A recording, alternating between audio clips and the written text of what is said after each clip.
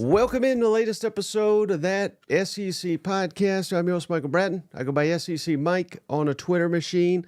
And there's the man himself that I like to call the college football encyclopedia, Steven Lassan, senior editor over at Athlon Sports. Steven, how you doing, my friend?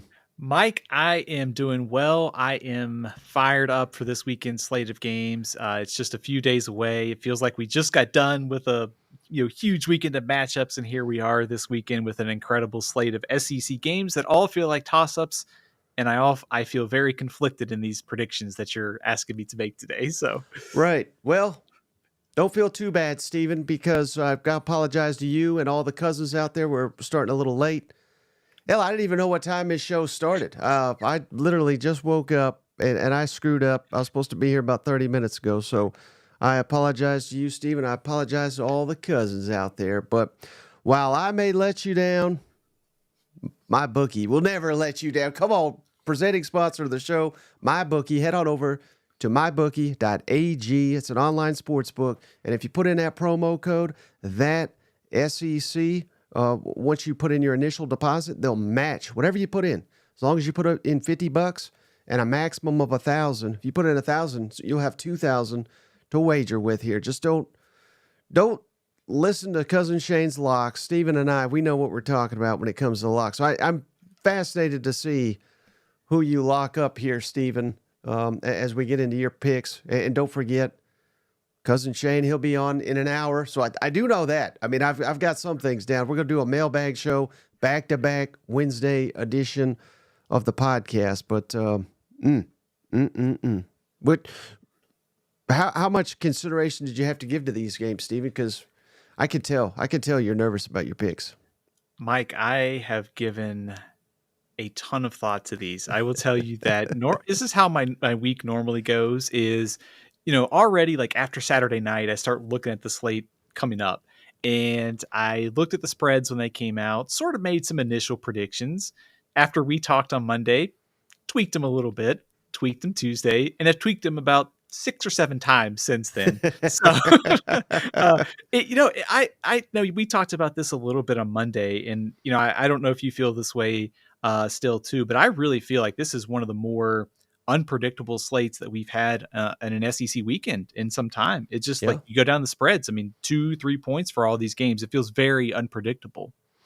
Right. I mean, dang near every one of them is a 1-point spread. So, hey, we're going to get to it in just a second. But before we do that, we got some other buddies here, Steven, over at PrizePicks, of course. PrizePicks Daily Fantasy Sports. We love PrizePicks because they got the college football players on here. Not a lot of the daily fantasy people do, but PrizePicks does.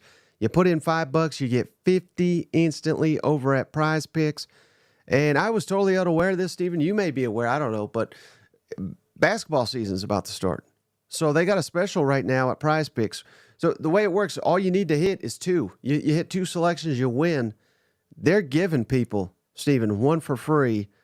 Guy by the name of Anthony Edwards. I hear he's pretty good. I don't know. I don't follow basketball. But as long as he scores 1 point in a season opener, you win over at PrizePicks. So really, Steven, we just need 1 winner from you this week on your PrizePicks to get people some money. That's SEC legend Anthony Edwards from Georgia. So right, of course, the Ant-Man. How could I have forgotten? So see, it all comes back the SEC, right? Did they make the NCAA tournament? I don't think they did, because that's when basketball season starts for me. Is right. I watch the tournament. Yeah, it's like the conference tournament and then the field of 68 now. I guess that makes us bad basketball fans. I will throw a quick shameless plug out there real quick. If you like the NBA, our Athlon Sports NBA magazine, the preview magazine on newsstands now. So check that out. Is Edwards on the cover? I'm not sure. I have to admit, I've got one of them, and it has the King, LeBron James, on it. It's a very sharp-looking cover. So. Nice. All right. So who is this week's PrizePicks selection, Steven? Mike, I love quarterbacks, right? I love quarterbacks and fantasy play, so we're going to go to the quarterback well. We're going to start with the 3rd Saturday in October. We're going to go with Jalen Milroe. He is at 281.5 passing plus rushing. So the two totals here, He's averaging over 300 total yards a game. I like him to go over that total. So more than 281.5 here. My reasoning is pretty simple. If Alabama wins this game, it's on Jalen Milroe. And I think this is a Jalen Milroe kind of game. We saw it against Georgia. Kalen DeBoer's offenses tend to show up in the biggest of moments. So I am taking Jalen Milroe to go more than 281.5. I am also going to take Jalen Milroe to go more than 0.5 rushing plus receiving. Think there's a pretty good chance his legs are used early and often on Saturday. So I will take him to get at least one rushing touchdown. And Ryan Williams has been a little quiet the last couple of weeks, hasn't he? I don't think he's going to be on Saturday, if that's what you're getting at. Right. He is at 66.5 receiving yards. Give me the more than side on those. Mike, those are my plays for Alabama. I got a few more, but what do you think of those? Yeah, I like them because, again, Tennessee's defense has been really good. I'm not saying they're bad, but throw up their schedule here. Some of the offenses that they have faced, like Oklahoma, we've kind of seen what they are. Florida lost their quarterback, in the middle of the game. Now Arkansas again. Heck, Arkansas lost their quarterback in the fourth quarter and their running back. So this is far and away going to be the best offense that Tennessee has seen. Now it is at home, so I'm not saying Alabama's going to run wild on them, but yeah, I could certainly see it. Now, what happens though, Steven?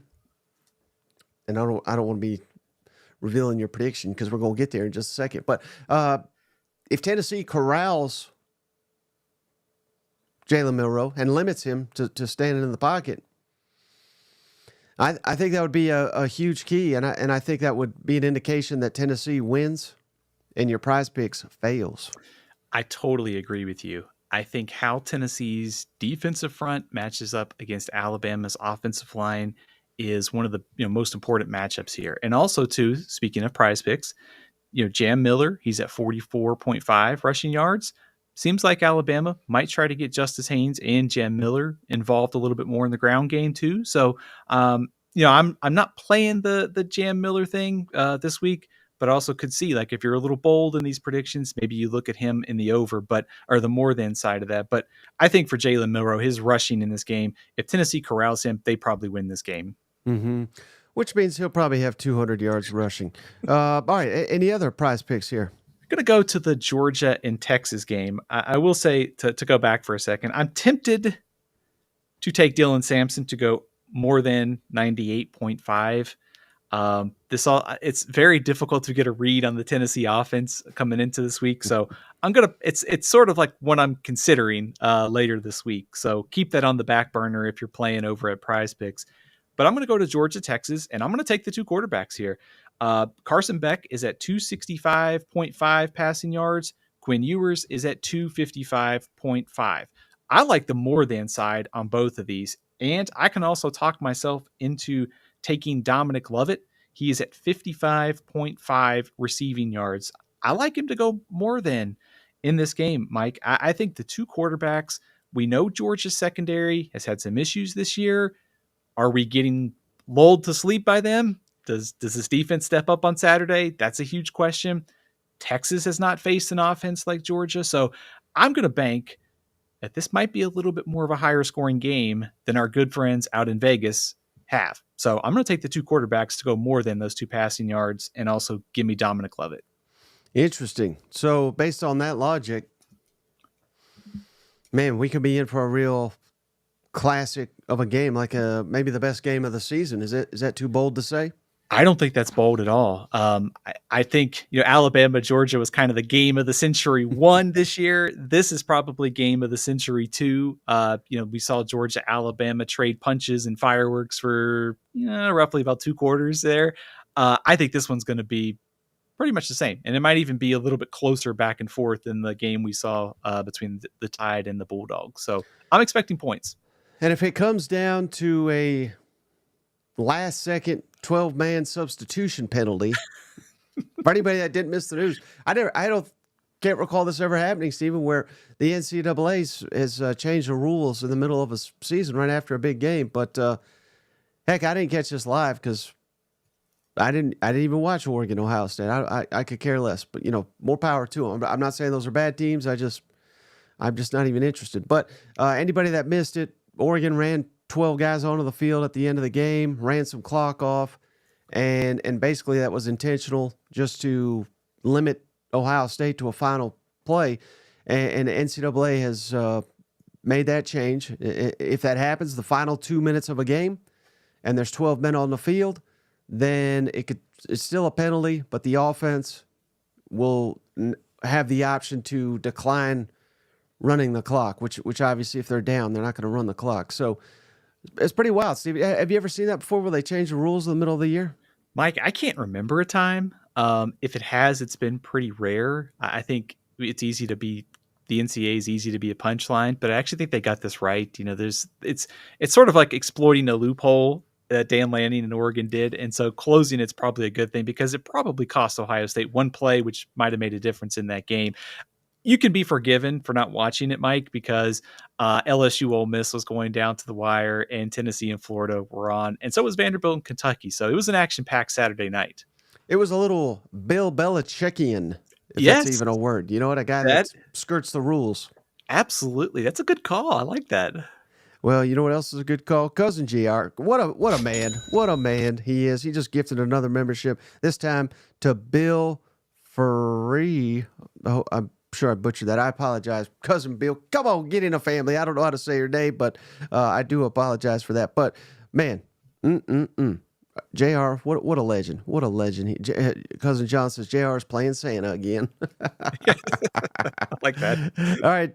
Any other prize picks for us, Stephen? I think that's it for this week, Mike. I'm going to do something different. I think every week I'm going to monitor the landscape and I'm going to email you some potential additional plays. So if you feel like giving them out, maybe later this week, they'll be there for you. So absolutely. Well, we will monitor that. And again, you got the free one with Anthony Edwards. So what have you got to lose? Speaking of what do you got to lose, Stephen, let's make some predictions here. One non-conference game. Thankfully, I mean, I wish we were at no non-conference, but seemingly there's one every weekend here in the SEC. And we got to start with Ball State at mighty Vanderbilt. Man, who in the world would ever thought we could say that? But Vanderbilt, 25.5-point favorite. The over-under's 58 total points. What do you like in this one? I like the Commodores. Obviously, the biggest question for Vanderbilt here is to just take care of business. They didn't do this against Georgia State. I think Georgia State's probably a little bit better than Ball State, but not by much. Ball State's one of the worst teams in the MAC this year. I kind of mentioned on the Monday show some of the players to watch. Their quarterback, Caden Somoza. They're also their tight end, Tanner Koziel, could create some problems for this Vanderbilt defense. I think the number one thing here for Vanderbilt is just to win, get out with no injuries. Diego Pavia was kind of banged up last week against Kentucky. Good chance to get maybe Nate Johnson some snaps, maybe if the game is out of hand. So just take care of business if you're Vanderbilt. Get that W one step closer to bowl eligibility. Give me Vanderbilt 41, Ball State 17. Ooh. Isn't it nice, though, Stephen, that we're sitting here talking like nice about Vanderbilt instead of just completely like, oh, yeah, we got to talk Vanderbilt. I mean, isn't it great that they add something to the league? My only concern, and I guess I was about to say, I don't want to tip my hand, but I guess I am here when Shane and I do the picks tomorrow. But I'm slightly concerned that Vanderbilt doesn't run an offense. Of course, they did against Alabama, so maybe this isn't accurate. But they don't run an offense that they're going to score a ton of points. Like even a game like this, they're probably not going to want a ton of possessions. They're probably going to want to milk the clock. Like, again, what's the spread? 25.5. Like a 28-3 win. I think that's exactly what Clark Lee and company want. Yeah, I think in going back to the Diego Pavia thing, he was a little bit banged up, and you can get him some rest if you just pull the head. Maybe you don't ask him to carry the ball so much this week. So 41 points might be a little ambitious. It is funny to think about could Ball State hold Vanderbilt's offense under 40 because Alabama gave up 40. They've scored 32 against Georgia State, 34 against Virginia Tech. So, if you're betting this, 41-17 gives Ball State the cover. Like you said, low possession game. I could see Ball State covering, but I could also see this being kind of a Vanderbilt win where they just control it from start to finish, and there's never really a threat from Ball State, which would be nice for Vanderbilt because they've had some close calls, obviously, like the Georgia State game. Right. So I just basically point being, Stephen, they're going to hold back for Texas. Don't want to reveal too much here. Right. I mean, number one Texas, potentially game day. Yep. I mean, Texas, if they beat Georgia coming into West End, here we go again. Here's another setup for getting picked off on the road, right? Exactly. All right, now into conference play where it really matters here, Stephen. Texas A&M at Mississippi State, number 14 A&M, favored by 15 points on the road. Now they've had some tough outings though with State. This is not a one-sided series by any means. The over/under is 56 total points. This game kicks off at 3:15 Central on the SEC Network. Thoughts on this one, Stephen? I think it's critical for Mississippi State to get off to a good start in this game. Sort of stating the obvious, but I think if you can get off to a fast start, keep the crowd in it, gives your chance for Mississippi State to hang around and make this a game. Also really impressed with Michael Van Buren. I mean, he's played Texas and Georgia, went toe-to-toe with two of the best teams in the country. It's not going to get any easier this week because A&M continues to get better each week, I think, on offense and defense. And I think the matchup that does not suit Mississippi State is what happens in the trenches because they're giving up over 200 rushing yards a game. Here comes Le'Veon Moss. Here comes Amari Daniels. And the other factor is Connor Wigman has now had 2 weeks to get ready for this game. So if he wasn't 100% when they played Missouri, he should be now. And having that extra time, I'm going to be curious to see if we see Texas A&M's passing game pick up where it left off. Do they have a slow start on the road? I'm really interested to see how this offense continues to progress for A&M. So number one priority for A&M, don't overlook Mississippi State. This is a difficult place to play. Mississippi State has played well against Texas and Georgia, considering all the turnover that they had. But I just like A&M handling its business. This isn't Jimbo Fisher's team anymore. It's Mike Elko. I'm going to take the Aggies 34, Mississippi State 13. 34-13. Okay. Yeah. I mean, I could see something similar to that. But again, I've been very impressed, though, with Mississippi State the last couple of weeks, standing up to the challenge, both on the road, at Texas, at Georgia. Now getting to come home. I think the fans will show up for this one because they know they've again, I just threw it up on the screen. I always forget. They have a winning record over A&M, 9-8. And that they also have a winning record over A&M just since they've been SEC opponents here. So, yeah.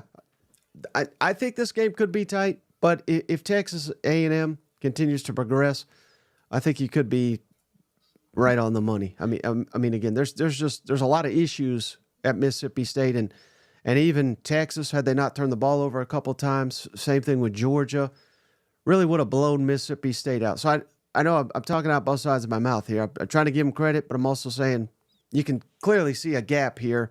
I do anticipate quite the gap here. You know what? Yeah, Texas A&M's holding SEC teams to about 16 points a game. And I think, just the matchups, the line of scrimmage, it's a tough matchup for Mississippi State. I do think on the Vanderbilt Ball State kind of track here, if you're Texas A&M, it might be, maybe it's a lower possession game. Maybe it's like a 31, 10 kind of game, 27-10 kind of game. Wouldn't surprise me if maybe 34-13 is too optimistic. But I think if you're Mississippi State, the optimistic thing is you just play two of the best teams in the country. You've got a guy, Michael Van Buren, at quarterback who seems to be on the right track. You're coming back at home. The challenge is a little easier. If they can hang around here, I think that's another good sign for this program under Jeff Lebby's first year. Mm-hmm. All right. How about, man, now we're really getting tricky here because every one of these, Stephen, is a one-possession at least just going by the spread here, if nothing else. But how about Kentucky at Florida, where this thing's gone back and forth and back and forth? I sent you over the spreads updated this morning. Florida was favored for a couple of days. Now it's Kentucky. Kentucky favored by 1 on the road here in Gainesville. Over under 42.5 points is a night game, though, 7:45 Eastern on the SEC Network. Steven, let the fun begin. Good luck picking this one. Exactly, Mike. To be perfectly honest with you, I have zero idea of what to make of this game, because you have Kentucky, which has won, I think, 4 out of the last 6 against Florida. You also have a Kentucky offense that has been very, very anemic in SEC play. 4 touchdowns in 4 SEC games. The flip side of this is, as I was looking at Kentucky's schedule this year, when they were doubted against Georgia and Ole Miss, they found a way to win one, close to the other. When they were the favorite, Vanderbilt and South Carolina, they were beat. You tell me what to expect. I have no idea what to make of Kentucky or a Florida team here that was trending very poorly on defense and has all of a sudden turned it around, and you have DJ Lagway stepping in at quarterback. Like I said, I have no idea what to expect here with either one of these teams. The fact that Florida's defense is playing better and they're getting a struggling Kentucky offense gives me some confidence in the Gators.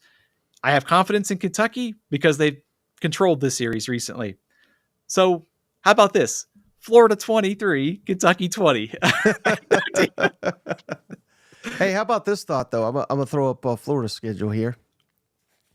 And this, this kind of occurred to me because I saw Josh Pate, everybody knows who that is. He does a fantastic job. And he put out his, I think it's like a power rankings, what have you, top 25. And he had Florida in the top 25. And you see that, and you're like, the hell's this guy smoking? Like he's not a hot taker by any means. But then you look at it, and it's like, well, Miami's top 10, right? Yeah. A&M's borderline top 10. I don't think they're currently top 10, but top 15. Tennessee was top 10. I don't think they deserve that at this point in time. But heck, let's say they are. Maybe Tennessee's just really good, and Florida is just good. You know what I mean? Like, could we be living in a reality here where Florida is top 25, but they've just lost to 3 teams that are much better than them? It's not crazy. I would have Florida probably out of the top 25 right now, just based upon what I've seen and sort of the advanced stats and the eye test and just your basic accounting stats. Thinking about that schedule, it certainly A&M, Miami, Tennessee, that's a brutal start to the season. I think if you want to make the optimistic case here for Florida, they have not quit on this season. With all the noise surrounding Billy Napier and, what we think may happen at the end of the year, they beat UCF and they took Tennessee to the brink, a game they could have easily have won. So that's the optimism here for me for Florida, is you're getting a Kentucky team that has struggled to score touchdowns and points at your place. You're still fighting. And in a game where 1 or 2 plays might win this game, I like DJ Lagway with a full week to get ready. By no means is it easy, and Kentucky's defense will travel for sure. Something tells me to take the Gators here in a close one. No real strong feeling. It's like I said, that's why the spread is small. I have no idea what's going to happen here. Sorry for being so I guess empty on advice for this one. Right. So let's say Florida scores 24 or more. Would they win this game? How confident are you that they win the game? I think if they get into the 20s, I think they win. I think Kentucky, we saw this with Ole Miss and Georgia, probably wants that in the 20s, like to be 20-17, something like that. I think the higher it goes, better for Florida. Right. But then again, I got a lot of confidence in DJ Lagway, as I'm sure you do, after just seeing him as a true freshman. But you got confidence in him as a full-time starter against this caliber of a defense. I mean, so it's. Now, if I told you neither team reaches 11, I mean, I may pick Kentucky to win this game. You know what? Oh yeah, Kentucky 10-9. That would not surprise me. Mark Stoops sending that and his resume over to Iowa with the job opens is like the perfect Big Ten game, right? Which coach needs this game more? Do you think Mark Stoops or Billy Napier? I think it's got to be Billy Napier. I definitely get the Stoops thing, but I think Napier at this point, every week your back is against the wall. And if you have a path to bowl eligibility, you've got to win this one. The Florida State game at the end of the year is winnable. I know most of the Florida fans have checked out on Billy Napier at this point, but if you can beat Kentucky, all of a sudden you're sitting there with still a chance to get bowl eligible at this point. Mm-hmm. I mean, just based on the comments here, Steven, I don't know if Florida fans want to win though. I think they're ready for the next era. You know what? Yes, I have a good friend of mine who's a Florida fan who has expressed the same sentiment. All right, let's move on. I hope this one may be even tougher, Steven. I apologize, but I didn't make the schedule. I just present it. But South Carolina at Oklahoma. Oklahoma favored by 2.5 points in Norman, over under 41. This is the lowest over I've seen in conference play in some time here. Game kicks off 11:45 Central on SEC Network, 12:45 Eastern. Who could score 10 points? This is another one. I mean, it's got to be something like that. You know what? 100%, Mike. This is another low scoring, one or two plays might win it, whether it's a turnover, whether it's something on special teams, scoring in the red zone, converting third downs. Something small is probably going to add up here, because at the most basic level, these two teams bring good defenses to the game on Saturday. I mean, South Carolina and Oklahoma have been causing havoc at the line of scrimmage all year. Both teams have question marks on the offensive line. If you want to put a check in Oklahoma's favor, I think it's the fact that they are at home and they do a better job in the turnover margin, +7, and South Carolina is even right now so far this year. So there are some checks in Oklahoma's favor, and maybe they get Deion Burks back. They get some extra weapons from Michael Hawkins. They played a very good Texas defense last week, so maybe they are able to build on that going forward against South Carolina. That being said, Mike, I'm going Gamecocks here. 24-20. I think in a game where one or two offensive plays might win it, I'm going to take Lenore Sellers and Rocket Sanders to do just that. I suspect the defenses, if you like defense and you like good defensive line play, probably going to get it here. Mm-hmm. I don't feel very confident, but I'm taking South Carolina to win. A lot of 3-point games I'm seeing here, Steven, from you. Yeah, this is the week of toss-ups, and I apologize again for having very low confidence this week, but these are all very difficult to predict. Which offensive staff do you have less confidence in? Dow Logan, South Carolina, Seth Luttrell, Oklahoma? Right now, I would probably say Seth Luttrell. Some of that is the personnel that he's working with. The receiving core is just so beat up, and the offensive line situation. South Carolina's offensive line situation, not a lot better, but they have a healthier stack of weapons available, I guess. I don't have a ton of confidence in Dow Loggins either, I should say. So, which defense do you think is better? I think Oklahoma. I would rather be Oklahoma's defense slightly. Mm-hmm. Yeah. I mean, this is. How much more confident would you be if this one was in Columbia? I would like South Carolina a little bit more. It honestly, when I wrote down the prediction on Sunday, it was reversed. It was Oklahoma 24, South Carolina 20. I've talked myself into South Carolina basically because I think in a game where you need to manufacture some points with two good defenses, I'm just going with South Carolina feels a little bit better right now offensively. Again, I don't feel very strong about it, so flip a coin on this one.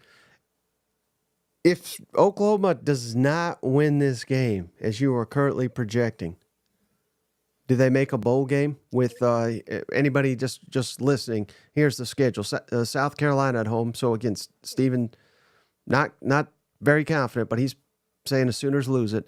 And then they would need 2 more victories among Ole Miss on the road, Maine at home. That's a gimme, right? So we'll give them that one. So that really they just need one at Ole Miss, at Missouri, November 9th, and that's their Super Bowl basically. Alabama and Norman, and at LSU. Does Oklahoma go to a bowl game if they lose to South Carolina? I would not like their odds, but I would also bank on them finding an upset, maybe against Missouri. Mm-hmm. Also, Alabama has been beatable too, so Right. I wouldn't like their odds, but somehow I think they might find a way still to 6 wins.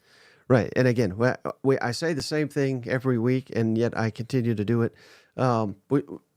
This season, if it's proven nothing other than we can't just sit here and chalk up, okay, win, loss. I mean, they might lose the Maine and beat Missouri, Alabama, and LSU. I mean, that sounds insane, but this season has been insane. You know what I mean? Like, it truly could be something crazy like that. And also in the same kind of, thought process for Saturday is like one of these games, Florida, Kentucky, South Carolina, and Oklahoma. One of those games could be like a wild 38-34 game, and we're thinking Texas and Georgia will be high scoring, and it could be like 17-13 or something. So that's how it's going to go, right? Yeah, that's exactly right. All right, how about this one? Another tough one. Good luck, Steven. I'm rooting for you here. But Auburn on the road at Missouri, number 19 Missouri. Missouri favored by 4.5 points. Over-unders 51 total points. And this game is another early one, 11 a.m. Central, noon Eastern on ESPN. Who do you like in this one? Another tough one, Mike. Largely because I kind of go back to what we talked about on Monday, which is it feels like Auburn is going to get somebody. When is all the kind of catastrophic mistakes and turnovers and penalties? Does it end this week or does it continue on the road? If they can clean up the mistakes, I think Auburn's got a good chance to win this game. But I'm going to pick Missouri. I like the Missouri Tigers to win 27 over the Auburn Tigers 24. A couple reasons why. Number one, I just like the fact it's at home. I think Missouri was able to get the Texas A&M game out of their system against UMass last week, and just Auburn's sort of track record of turnovers, mistakes on the road, tough environment, assuming a healthy Luther Burden here. So Auburn is coming off 2 weeks to get ready. Pretty much Missouri did too by playing UMass last week. So I think at home, I trust Brady Cook to be a little bit efficient, less mistakes. I think Missouri wins a close one, 27-24. Mm-hmm. And, I mean, as bad as Missouri fans felt 2 weeks ago, I don't think it comes anywhere near touching how bad Auburn fans feel on the season. You know, like, season's not over. You win the Iron Bowl, Steven. It's a good year. You know what I mean? And a lot of these games, according to you, Freeze, we got a talent advantage in all of them, basically. So maybe they can steal a couple here and finish with a solid record. But the point being, though, I think Missouri still, even though I've kind of thrown them out here, they could still make the playoff. I mean, that's not at all. I mean, heck, if Alabama loses to Vanderbilt and barely beats South Carolina, then Missouri can beat them. And that Alabama-South Carolina game was in Tuscaloosa. So we shouldn't act like that's a game that can't be won. But there's a lot on the line here for Missouri. But again, you only got it as a 3-point win. So you must not be very confident in them either. Not a very confident week of predictions for me. So definitely fade my predictions. I think you're absolutely right, though, about Missouri in this stretch of games, because that Alabama contest on the 26th looms very large. And then the Oklahoma game, of course, on November 9th. One thing, kind of a thought on South Carolina, going back to them for just a second, but, they have played now LSU and Alabama, two of the, I'd say, top, 15 teams in the country to the brink. So, just thinking about that, like just comparatively, obviously Texas is number one right now.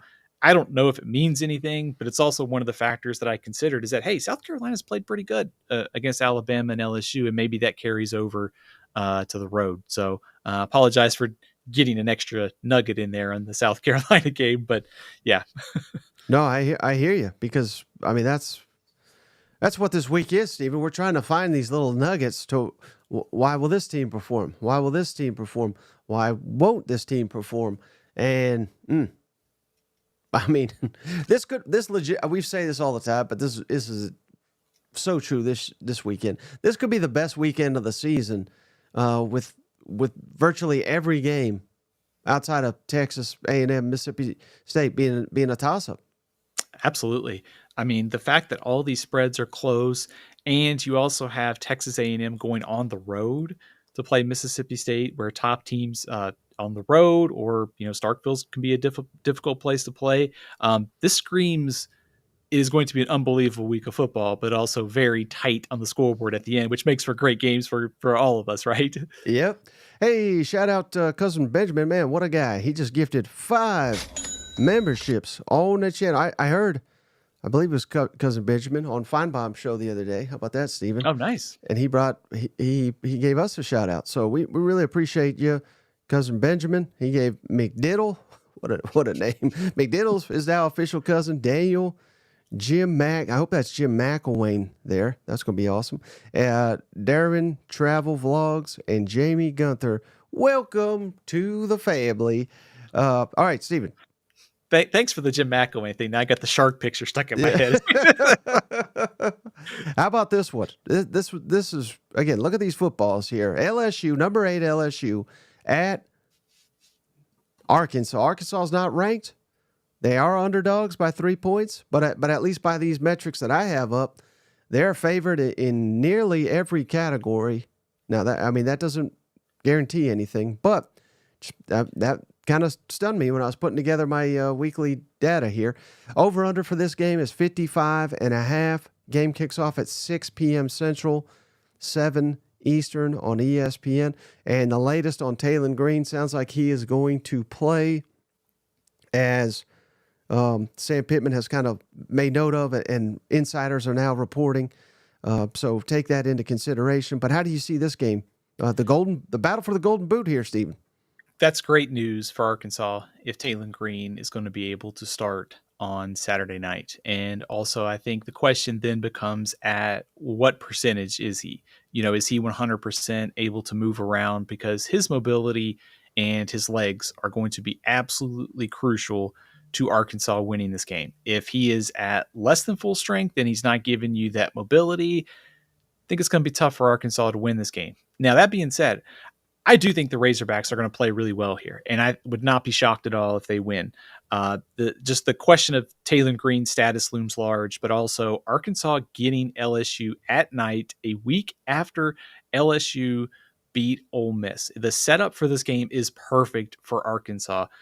Some individual matchups that I'm watching.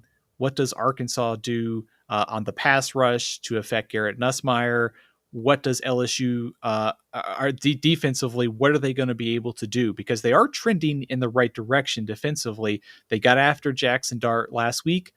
Maybe a little bit different game plan against Taylon Green, but if he's not mobile, you could easily see that pass rush for LSU kind of start to rack up some pressures.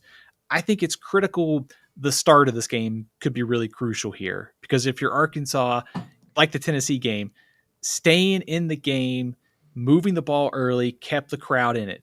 I think if you're LSU, you want to land the first punch. Take the crowd out of it, get Garrett Nussmeier and those receivers, Kyron Lacey, all them, get them going. I think if Arkansas can run the ball, I think they win this game. I'm a little hesitant to pick LSU because of the letdown factor and on the road, but not knowing what percentage of Taylon Green we're going to get swings me to LSU. LSU 27, Arkansas 24 in another thriller. I hope they storm the field and prove you wrong, Stephen. Man, I think I'm going to get massacred in these predictions this week. I'm just it could, again. I've been trying to eat some crow with LSU, but do you think, is there any chance that they're? I mean, it's. The way we summarize all this stuff is you're either elite or you're a complete fraud. And I'm not saying they're complete frauds, but I'm just wondering if they are what's a way to say this? Are they getting by the skin of their teeth? I mean, I think that's an expression, but just barely. I mean, this is a team that could have several more losses. Meanwhile, Arkansas's a couple where they could have won. You know what I mean? So is this again? What'd you say? A 3-point game? Yeah. It's not like you're predicting a blowout here. But are these teams a lot more evenly matched than people realize? You think? I think judging by that stat sheet that you showed, that was when I saw that this week. That was kind of caught my attention a little bit of just statistically. And so I think to your point on the schedule that Arkansas plays. I mean, I don't 5-6 plays away from beating Oklahoma State and Texas A&M. So I think their record, even though it's 4-2, might be a little deceiving. They might be closer to a top. I mean, I think some people probably have them in the top 35, maybe even a little bit closer to top 25 at this point, just based upon how the season has played out. One stat to consider here: LSU is making progress on the defensive side, but in the SEC schedule they've played, they are giving up 211 rushing yards a game. So, if this defense has progressed, we're going to find out on Saturday when they face Jaquindon Jackson and Taylon Green. So this is another opportunity for Arkansas to get a massive win. It's also an opportunity for LSU coming off the win over Ole Miss. A&M's coming up, kind of an opportunity to start building that playoff resume. And last thing on this, and then we'll have to move on. But I know you're picking LSU, but again, not by very many. If Arkansas wins, again, another top 10 win on their resume, they've got to be ranked, right? Yes, I would rank them personally. Because at that point you had beaten 2 top 15 SEC teams and come within a couple plays of another. So yeah, they should be ranked if they win. Yep. All right. How about this one, Steven? Third Saturday in October here. Alabama, number 7, at Tennessee, number 11. Alabama favored by 3. The over-under 56.5 total points. Game kicks off at 3:30 Eastern, 2:30 Central on ABC. Rivalry showdown, Stephen. I think people have forgot. Heck, quite honestly, I forgot there's a rivalry until Tennessee won 2 years ago and just saw the joy in that stadium. But, this could be getting back to one of the better rivalries in the conference. It's funny to say this, and, it's for us college football fans, the fact that Alabama-Tennessee is probably going to be a closer rivalry going forward is pretty exciting to me because it's been so one-sided in favor of Alabama. I know Alabama's probably not overly excited about it, but I love rivalries, and the fact that we could have a competitive Alabama-Tennessee series going forward is pretty fascinating to me. Also, I think what Alabama's going through right now is just sort of the normal life cycle of a college football program. Nick Saban was so good week in and week out, getting this program ready to play and against like lower, ranked teams, like the game against Vanderbilt and the game against South Carolina. Alabama's consistency under Nick Saban is definitely, I think, missed right now. But also this is just like part of being a normal college football program. These teams can struggle against people on the road and conference play. So Alabama's definitely a little bit more normal, if you will. I also think that there's sort of maybe a little bit of mystique that's gone, not necessarily in a bad way. They're still obviously very good, but I wonder if the fear that Alabama kind of struck into people a couple years ago maybe is gone. Does that make any sense, Mike? Stephen, when Vanderbilt goes up and down a damn field on you for 4 quarters, the mystique is gone. So yeah, absolutely. I will never look at Alabama quite the same. Not to say they're not. Heck, they could win the national championship. They got the pieces. They got the coach. But I'd be stunned after seeing Vanderbilt go up and down on them. You know what? But for me, this how important is Nico having a good game? Because if he has a good game, I think Tennessee could win this one and perhaps even win it comfortably if he has a really good game.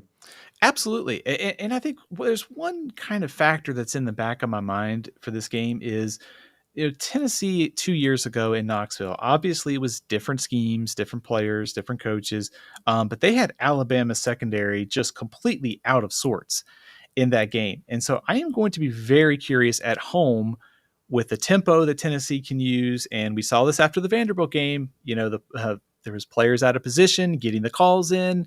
That could be tricky in this environment for Alabama's defense. So I think just getting almost lined up, not giving up the big plays in the passing game is going to be one of those X factors here for Alabama. Nico has been under 200 passing yards in 4 straight games and no touchdown passes in his last 2.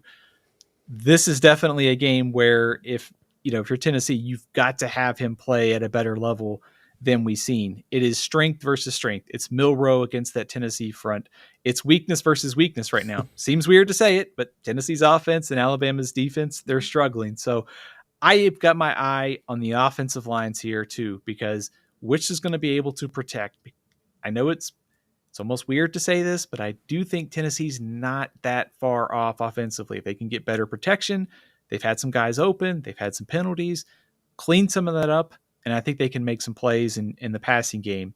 Maybe not to the level we saw under Hendon Hooker, but I think it can get a lot better in a hurry if they can do some of the small things well. And, of course, Dylan Sampson as well.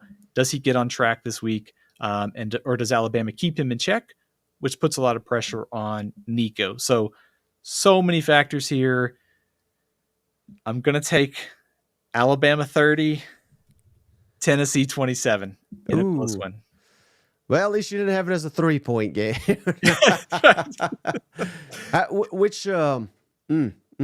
Which coach you think needs this one more to kind of calm a angry fan base right now? It's got to be Kalen DeBoer. And also don't wear a t-shirt, because if he loses and wears another t-shirt, it's not going to be a pleasant week for him on Feinbaum or elsewhere. But I think just this rivalry is, like we talked about, has been so one-sided in favor of Alabama. Tennessee, of course, won 2 years ago up in Knoxville, but you already have the loss to Vanderbilt. If you lose to Tennessee, Kalen DeBoer's teams at Washington tended to show up in the biggest moments. They beat USC on the road. They beat Oregon twice last year. So I sort of trust that they'll figure this out offensively on the road. But at the same time, I do think Tennessee will play very well on Saturday. If I had seen a little bit more offensively out of them against Florida, I probably would have picked them here, honestly. Mm-hmm. All right, final matchup, Stephen. Maybe the game of the millennia, let's call it that. Georgia at Texas. Number 5 Georgia, number 1 Texas. Them Longhorns favored by 3.5 points. They run this damn conference. Over under 56 total points. This is the night game on ABC, 7:30 Eastern, 6:30 Central. Steven, who do you like in this showdown of the Titans? So a couple keys that I have my eye on. Number 1, does Georgia get off to a fast start? They can't fall behind like they did to Alabama, because I don't think they can get the comeback against Texas. But also, this is the best offense that Texas has seen this year. They've played, Oklahoma, they've played Michigan, they've played a lot of offenses that really aren't very good. So I think we're going to find out just how good this Texas defense is. I also think there's probably some urgency on Georgia's part, and I think they will get to play the disrespect card all week. Not many people are going to pick Georgia here. Kirby Smart can use that as motivation. I also wonder, did last week sort of put us all to sleep about Georgia? They clearly are not there defensively where we're used to seeing them, but maybe they can clean up some of those things in the passing game this week against Texas. So I love some of the storylines, the 2 quarterbacks, Sarkisian versus Kirby Smart, 2 top, 5 to 10 teams in the country, and the new of Texas. Austin on Saturday night hosting Georgia. It's going to be a fantastic just showdown all around. Tough to pick against Texas, though. Just the fact that Georgia's secondary can give up the big plays. Quinn Ewers knocked the rust off last week. Looks like Isaiah Bond is going to be able to go here. I think both quarterbacks are going to have a good night. I think it comes down to third downs. This is high-level analysis here. Getting stops on third downs. Don't give up big plays and get stops in the red zone. Basically, give up 3, don't give up 7. I think it's higher scoring than what most people think. Give me Texas 34, Georgia 31, another field goal outcome here. And I don't know. I hope this is allowed under the rules of these predictions. I'm actually going to take Georgia to cover as my lock, and Oh, wow. here's kind of why. I just every time you see one of these matchups, and maybe I'm just being kind of silly here, but sometimes when there's these matchups, like Georgia's been the bully, and here comes Texas into the conference, and Georgia and Kirby Smart, the motivation factor, maybe they surprise us this week. So sort of, I'm picking Texas, but also I think Georgia could easily win this game, if that makes any sense at all. Right. Well, I just think that the most dangerous Georgia is a discounted Georgia. Exactly. And I was on with, oh no, I had him on. I haven't put it out yet. Anwar Richardson, Orange Bloods. We're going to post that tomorrow. But I told him, he asked me, how many times has Georgia been an underdog in an SEC game? And I said, well, probably a couple times against Nick Saban. And the only other one after Kirby's first year, of course, is, when they really start rolling. But the only other one I could think of was LSU 2019, and that was the SEC championship. Beyond that, maybe that's all I could think of. Could you? I know that's a tough question, but off the top of your head, can you think of any other time Georgia was an underdog in an SEC game? Yeah, I think that's about right, Mike. It's been those Nick Saban Alabama showdowns, that LSU game. I think that's pretty much the list, isn't it? Right. So, I don't know what that has to do with this game, but basically, just you can't. You're right. I mean, because Kirby manufactures this BS. We were 7-5. They just won the national championship, and I don't think anyone had them losing more than a game. You know what I mean? Right. So, they manufacture this stuff, and apparently it works. So they have to manufacture nothing this week because Texas is the favorite, because Texas is red hot, because Texas is the only undefeated team in this conference. So I think Georgia really will play its best game, but I think that could tell us a heck of a lot about Texas if Georgia plays their best game and it's still not enough to beat the Longhorns. So, I can't wait for this one. Steve Sarkisian against Kirby Smart. I mean, arguably the best offensive mind against the best defensive. I mean, this has got so many matchups and keys to monitor. Yeah, 100%, Mike. And it's also, it's the first, Texas played Oklahoma, but it's the massive SEC showdown at their place in the first year of the conference. And you get a Georgia team that already has one loss to Alabama, a little bit of urgency coming in. And so just the schematics, the coaching, the quarterbacks, the skill talent. I mean, this is a very high level game that's going to be played on Saturday night between these two. And it would not shock me if this is the first of two, or maybe even a third meeting this year. That's how highly I think of both these teams. I think there's 4 teams right now I think that can win the national title, and these are 2 of them. Now, this is a big if. If Georgia loses, as you just narrowly projected here, again, it doesn't eliminate them from anything, but what are the odds they miss the playoff if we know that they're losing on Saturday with the remaining schedule? Florida and Jacksonville, of course, at Ole Miss, who's playing for their lives, Tennessee in Athens, Tennessee probably playing for their playoff lives, UMass, I think UMass is already eliminated from playoff. I could be wrong. Yeah. And then Georgia Tech. What are the odds Georgia does not make the playoff if they lose to Texas?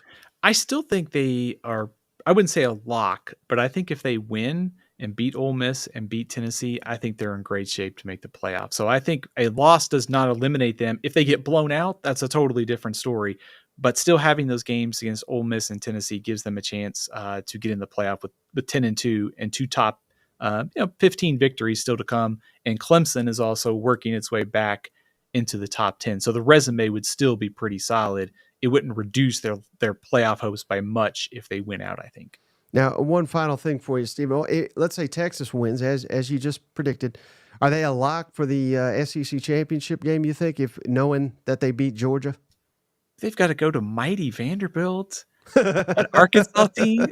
No, in all seriousness, I think right now this is the best team in college football. And if they beat Georgia, with that schedule coming up, I think if you're a Texas fan, you have to feel very good about your chances of going to Atlanta. I think they still probably stumble once, like every team in the country will before the end of the year. But I think I'd feel really good about their chances at that point.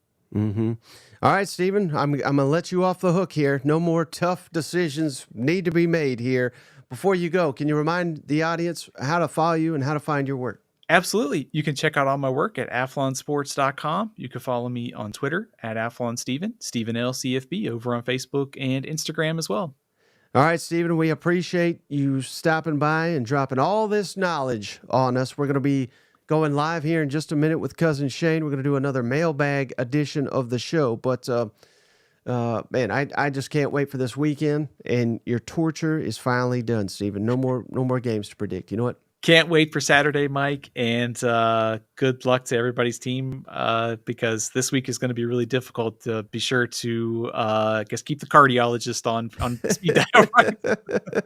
All right, I appreciate you, Steven. I appreciate each and every one of you. We'll catch you in about 30 seconds here.